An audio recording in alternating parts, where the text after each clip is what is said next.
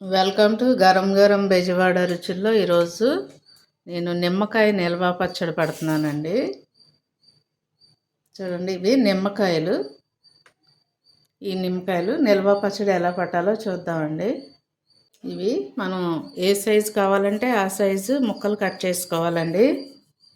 పెద్దవి కావాలంటే పెద్దవి కట్ చేసుకోండి, చిన్నవి కావాలంటే చిన్నవి కట్ చేసుకోండి. నేనైతే 4 ముక్కలు, ఒక్కొక్కటి 4 చేస్తున్నానండి. ఇదిగోండి, ఇలా చేస్తున్నాను నేను.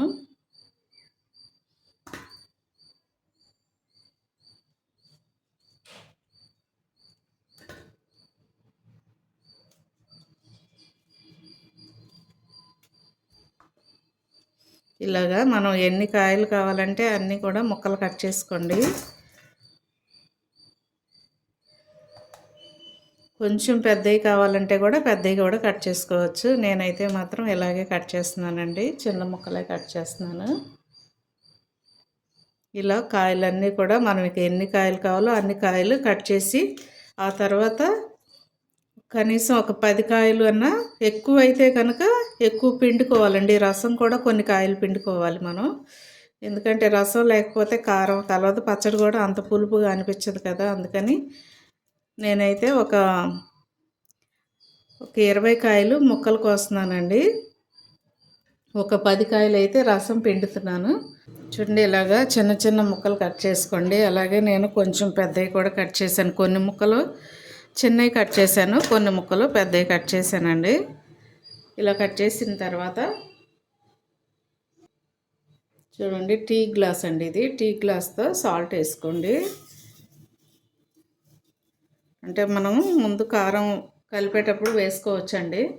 ప్రస్తుతానికి నేను కొంచెం వేసాను. చూడండి, కొంచెం పసుపు వేస్తున్నాను. చూడండి, ఇవన్నీ కూడా ఇలా కలిపేసుకుని మనం ఒక బాటిల్లో కానీ లేకపోతే ఒక డబ్బాలో కానీ పెట్టుకోవాలండి. తర్వాత మనం జ్యూస్ వేస్తున్నానండి. నేను ముందు చెప్పాను కదా మీకు, కొన్ని కాయలు జ్యూస్ పిండుకోవాలని చెప్పాను కదా. ఇప్పుడు మనం జ్యూస్ కంపల్సరీగా జ్యూస్ పిండుకోవాలండి, లేకపోతే పచ్చడి బాగోదు. కనీసం ఒక 10 కాయలన్నా పిండాలి.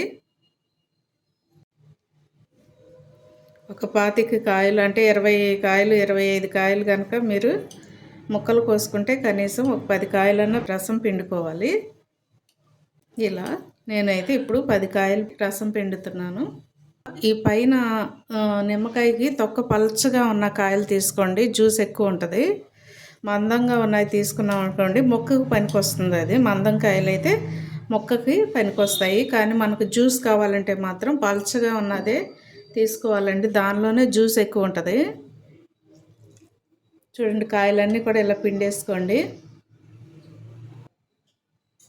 చూడండి, ఇలాగా మనము అన్నీ కూడా పిండేసుకోవాలండి. జ్యూస్ చూసారా ఎంత వచ్చిందో, చూసారండి. ఇదిగోండి, జ్యూస్ చూడండి. ఎందుకంటే జ్యూస్ ఎక్కువగా ఉంటే ఏమవుతుందంటే పచ్చడి కూడా జ్యూసీగా ఉంటుందండి. లేకపోతే మనం కారం కలిపినప్పుడు ఏముంటుందంటే టైట్గా ఉండి పచ్చడి అసలు బాగోదు టేస్ట్.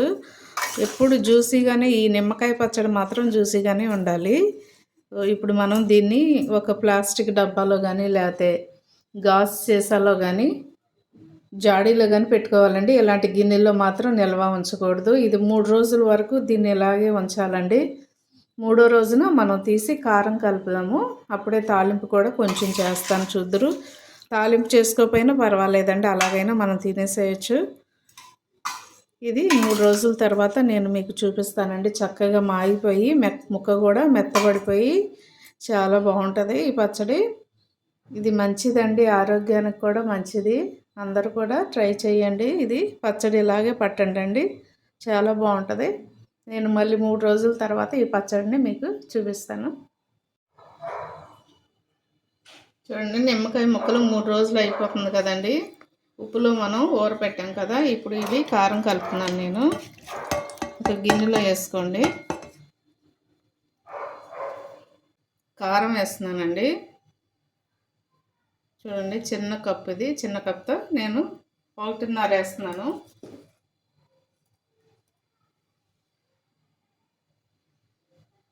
అలాగే సాల్ట్ కూడా మనం ముందు వేసుకున్నాం కదండి, ఇప్పుడు చూసి వేసుకోండి. చాలకపోతే మళ్ళీ కలుపుకోవచ్చు మనం. ఇదే వేస్తున్నానండి నేను.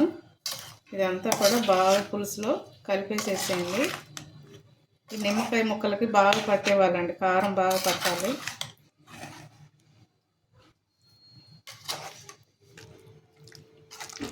చూడండి, కారం ఇలాగ ముక్కలకు పట్టించేసేయాలండి. పట్టించిన తర్వాత అయితే మనం ఎప్పుడు కావాలో అప్పుడు తీసుకొని తాలింపు చేసేసుకోవచ్చు. ఇలాగే మనం ఒక బాటిల్లో కానీ జాడీలో కానీ పెట్టేసుకొని పక్కన పెట్టేసుకోవాలండి. మనకు అవసరమైనప్పుడు కొంచెం కొంచెం తీసుకొని తాలింపు చేసుకోవాలి. నేనైతే కొంచెం తీసి తాలింపు చేస్తున్నానండి, మిగతాదంతా కూడా నేను ఈ బాటిల్లో పెట్టేస్తున్నాను. తాలింపుకి పెనం పెట్టానండి నేను. కొంచెం ఆయిల్ తగినంత వేసుకోండి. నేను కొంచెం మీకు చూపించడం కోసమే కొంచెం తాలింపు చేస్తున్నాను.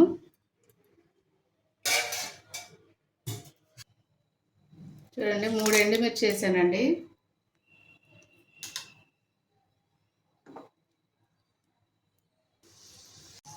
చూడండి, 1 స్పూను నేను ఆవాలు వేస్తున్నానండి. అలాగే 1 స్పూను జీలకర్ర వేస్తున్నాను. 1 స్పూను చాయమినపప్పు వేస్తున్నానండి. సిమ్లో పెట్టుకోండి, తాలింపు మాడకుండా ఉంటుంది. స్టవ్ కట్టేసేస్తున్నానండి. తాలింపు వేగిపోయింది. కొంచెం చల్లారిన తర్వాత కలుపుదామండి. ఈలోపు నేను కొంచెం కరివేపాకు వేస్తున్నాను. చూడండి, తాలింపు చల్లబడిపోయిందండి. నేను దీనిలో వేసేస్తున్నాను పచ్చడి. నిమ్మకాయ పచ్చడి మంచిదండి. ఉదయం ఒక ముక్క కనుక మనం పెరుగన్నంలో కానీ లేకపోతే మామూలుగా కూడా ఫస్ట్గా మనం నిమ్మకాయ ముక్క పెట్టుకుని తింటే మంచిదంటండి, ఆరోగ్యానికి కూడా. అందరూ కూడా తప్పకుండా ట్రై చేయండి, చాలా బాగుంటుందండి నిమ్మకాయ పచ్చడి. నోటికి పుల్ల పుల్లగా కారకారంగా ఉండిద్ది. చూడండి, నిమ్మకాయ పచ్చడి రెడీ అయిపోయిందండి. నేను తాలింపు చేసేసాను. అయితే కొంచెమే చేసుకున్నాను. 1 బాటిల్ నిండా మాత్రం నేను తీసి పక్కన పెట్టుకున్నాను. అది ఫ్రిడ్జ్లో పెట్టుకొని నాకు అవసరమైనప్పుడు ఇలా తాలింపు చేసుకుంటాను. మీరు కూడా అలాగే తాలింపు చేసుకోండి. అంతా ఒకసారి పెట్టుకుంటే నలుపు వచ్చేస్తుందండి, అందుకని ఇలా పెట్టుకోండి. తప్పకుండా ట్రై చేయండి. మా ఛానల్ మర్చిపోవద్దండి, గరం గరం బెజవాడ రుచులు. సబ్స్క్రైబ్ చేయని వారంటే సబ్స్క్రైబ్ చేయండి, షేర్ చేయండి, లైక్ చేయండి. Thank you.